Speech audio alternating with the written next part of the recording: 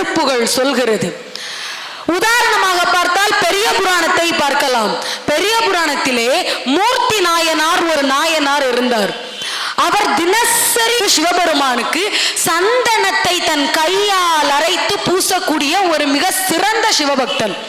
அப்படி பல நாட்கள் கிடக்கிற போது ஒரு சமண அரசன் அந்த நாட்டிற்கு வருகிறான். சமண அரசனுக்கோ சைவத்தில் நம்பிக்கை இல்லை.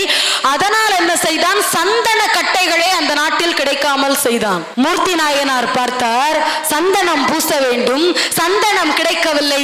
சந்தனம் இல்லை என்றால் என்ன, என் கைதான் இருக்கிறதே என்று சொல்லி தன் கையை இப்படி முழங்கை தெரியும்படி மடக்கி கல்லில் உரைக்க ஆரம்பித்தார்.